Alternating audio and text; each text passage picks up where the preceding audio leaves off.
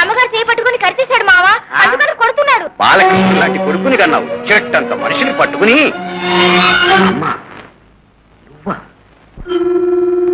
పేదదాన్ని కాబట్టి గుణం కూడా తక్కువైందని ఆయన అన్నారు. ఆనాడు సంజాయిషి చెప్పుకోవడానికి కూడా అవకాశం ఇవ్వలేదు. మన్నించం, నీ బాధ ఇప్పుడే అర్థమవుతుంది. చూడమ్మా, పెరట్లో ఆనపకాయ ఒకటి కోసుకెళ్ళు, పాలు వస్తుండితే పిల్లలు ఇష్టంగా తింటారు. అలాగేనండి.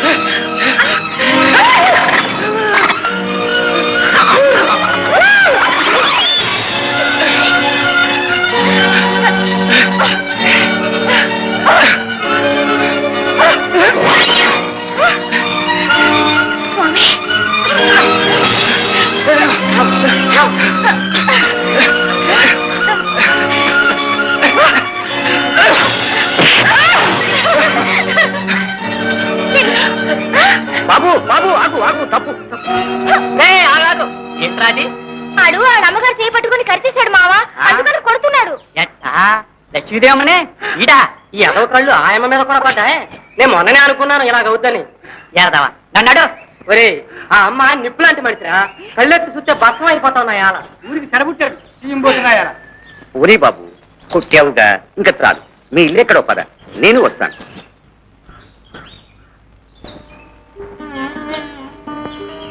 మీ అక్కయ్య బాబు, పదమ్మా మీ ఇంటికి వెళ్దాం.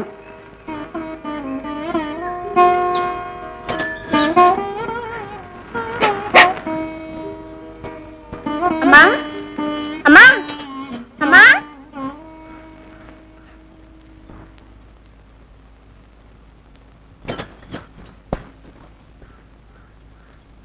ఎక్కడికి వెళ్ళారమ్మా? ఎంతసేపు అయింది?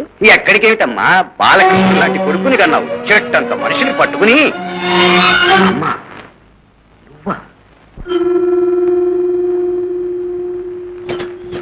అమ్మా కాస్త దాహం కావాలి.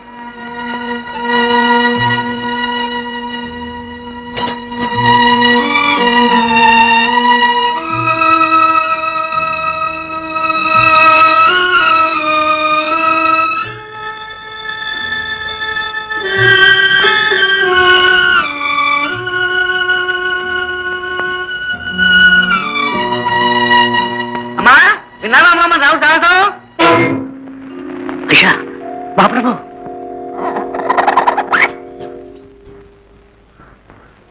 చెప్తాం. అమ్మా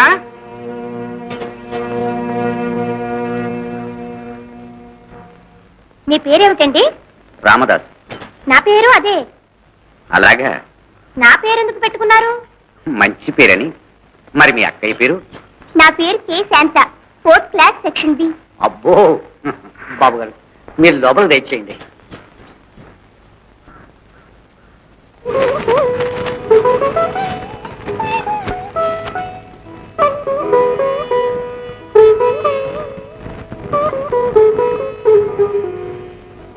అమ్మా, ఇల్లు వాకిలి వదిలి ఎన్నాళ్ళైందో నాకే తెలియదు. ఇన్నాళ్లకు తృప్తిగా పచ్చడన్నం తిన్నది వేళేనమ్మా.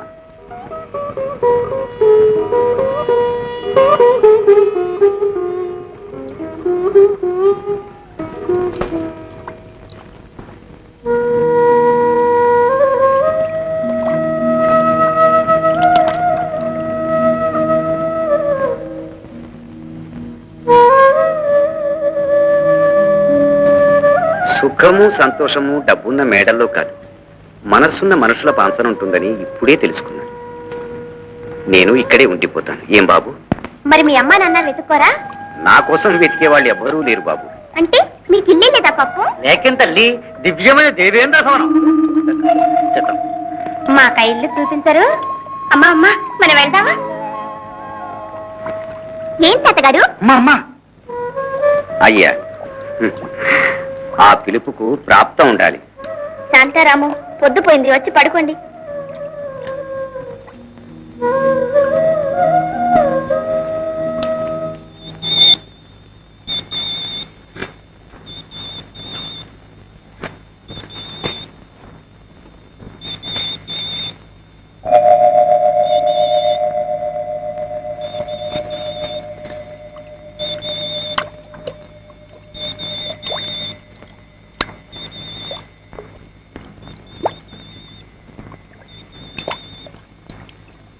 ఆయన బాగున్నారా?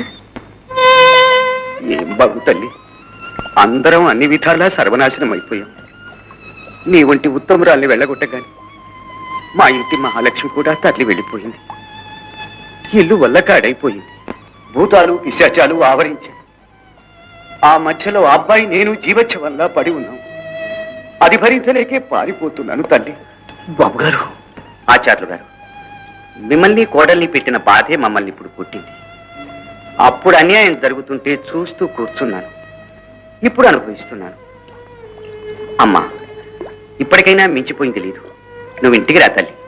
మనం ఆ బందిపోటు ముఠాను వెళ్ళకూడదు. అబ్బాయికి నేను అంతా చెప్తాను. నువ్వు నట్టింట కాలు పెట్టి... క్షమించండి మావగారు, నేను రాలేను. అమ్మా, నీకేం భయం లేదు. ఇప్పటికే అబ్బాయి ఎంతో బాధపడుతున్నాడు. నేను స్వయంగా ఇక్కడి సంగతి చెబితే... వద్దు మావగారు, సిఫార్సులతో కాపురాలు చక్కబడవు, బ్రతుకులు బాగుపడవు. నా గురించి నిజం ఆయనే తెలుసుకోవాలి. ఆయనే నన్ను గౌరవంగా ఇంటికి పిలవాలి. అంతవరకు నేను రాలేను. అమ్మా, ఆలుమొగల మధ్య అంతటి పంతం మంచిది కాదు. అబ్బాయి నీ గురించి ఎంత బాధపడుతున్నాడో తెలిస్తే నువ్వు ఇలా నిర్దాక్షిణ్యంగా మాట్లాడు. దాక్షిణ్యం నాకేం దక్కిందని? ఇన్నేళ్లు నా గుండెలు మండే బాధ గురించి మీరు ఆలోచించారా? పేద పిల్లను కాబట్టి ఆస్తి కోసమే పెళ్లాడానని ఆనాడు మీరంతా గుమ్మలోనే నింద వేశారు. పేదదాన్ని కాబట్టి గుణం కూడా తక్కువైందని ఆయన అన్నారు. ఆనాడు సంజాయిషి చెప్పుకోవడానికి కూడా అవకాశం ఇవ్వలేదు. మీ దగ్గర చెప్పుకుంది కూడా వీల్లేదన్నారు. చెయ్యని పాపాన్ని నెత్తినే వేసుకుని కన్ను తల్లిని చూడడానికి కూడా ముఖం చెల్లక ఈ మారుపుల బ్రతికున్నాను. బ్రతికింది నా కోసం కాదు, మీ ఆస్తి కోసం కాదు, నా పిల్లల కోసం. మన్నించమ్మా, నీ బాధ ఇప్పుడే అర్థమవుతుంది. కనీసం పిల్లల కోసమైనా... పిల్లలకి ఇక్కడేం లోటు లేదు మావగారు. లేనిదల్లా ఒక్కటే, నాన్న అని పిలిచే భాగ్యం. అది కోట్లు గుమ్మరించినా కొనేది కాదు. ఆ భగవంతుడే ప్రసాదించాలి. అంతా దేవుడి మీద వేస్తే ఎలాగమ్మా? పోనీ నా కోసమైనారా? నువ్వు లేకుండా నేను ఇంటికి పోలేనమ్మా. ఇక్కడే ఉండండి, మీకు సేవ చేస్తూ ఉంటాను. నాకు 3 పిల్లలు అనుకుంటాను.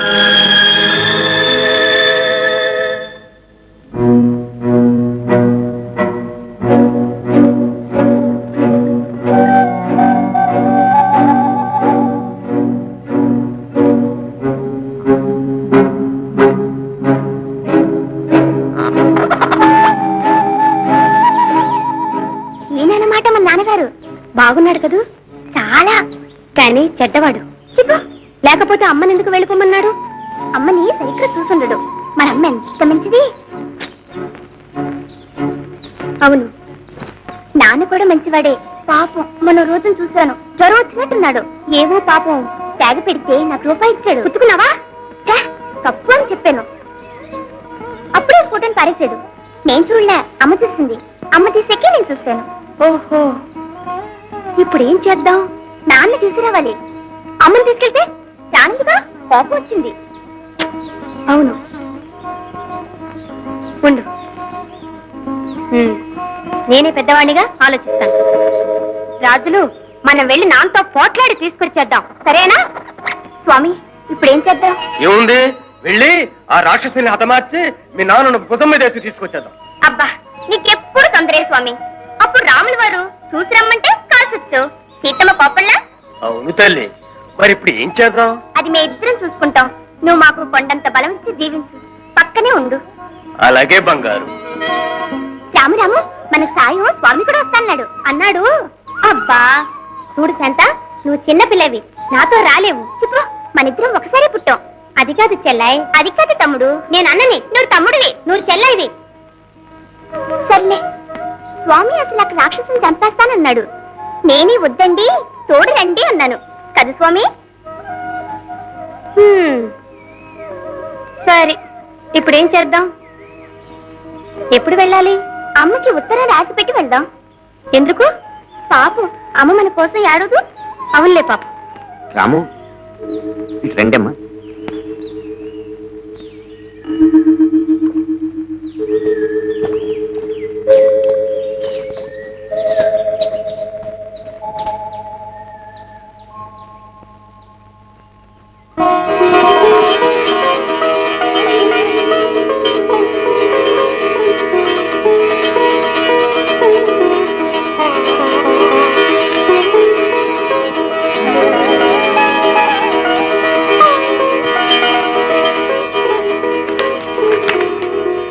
అమ్మా, మేము నాన్నని తీసుకురావడానికి వెళ్తున్నాం. మామగారు,